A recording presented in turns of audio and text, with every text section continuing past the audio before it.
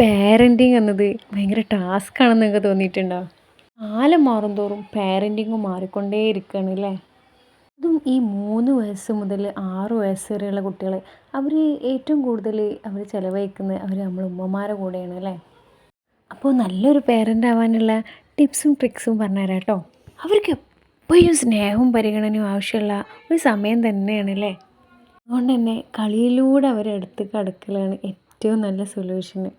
അതുകൊണ്ട് തന്നെ ഈ മൊബൈൽ ഫോണും ടി വിയിൽ നിന്നൊക്കെ അവർ കുറച്ചൊന്ന് മാറ്റി നിർത്തിയിട്ട് അവർക്ക് ഡ്രോയിങ് ബുക്സുകൾ, പെയിൻറ്റിങ് ബുക്കുകൾ അതുപോലെയുള്ള സാധനങ്ങളൊക്കെ നമ്മൾ വാങ്ങിച്ചു കൊടുക്കുക. അതുപോലെ ഈ പ്രായത്തിലാണല്ലോ അവർക്ക് ക്യൂരിയോസിറ്റീസ് കൂടിക്കൊണ്ടിരിക്കുന്നത്. അതുകൊണ്ട് തന്നെ ഈ സമയത്ത് നല്ല നല്ല സ്റ്റോറീസുകൾ കുട്ടികൾക്ക്, അത് മോറൽ സ്റ്റോറീസൊക്കെ കുട്ടികൾക്ക് പറഞ്ഞു കൊടുക്കുമ്പോൾ അത് കുറച്ചും കൂടി അവർക്ക് ശരിയും തെറ്റൊക്കെ മനസ്സിലാക്കാൻ കുറച്ചും കൂടി ഹെൽപ്ഫുൾ ആവും. അതുപോലെ തന്നെ കുട്ടികളെ കുറച്ചും കൂടി കാം ആൻഡ് കോപ്പറേറ്റീവ് ആക്കാൻ വേണ്ടി അവരുടെ റൂട്ടീൻസൊക്കെ ഒന്ന് സെറ്റ് ചെയ്യാം. ഉറക്കത്തിൻ്റെ സമയം, കളി, അതേപോലെ ഭക്ഷണത്തിൻ്റെ സമയം, പഠനം എന്നിവയൊക്കെ നമ്മളിങ്ങനെ സെറ്റാക്കി കൊടുക്കുമ്പോൾ കുറച്ചും കൂടി അവരെ സെറ്റാക്കി ഇരുത്താം അല്ലേ?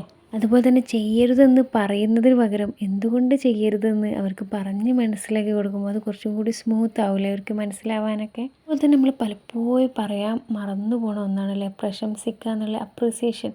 അത് വളരെ ഇമ്പോർട്ടൻ്റ് ആണ് അല്ലേ? അതവരെ കോൺഫിഡൻസ് ലെവൽ വർദ്ധിക്കുക തന്നെ ചെയ്യും കേട്ടോ.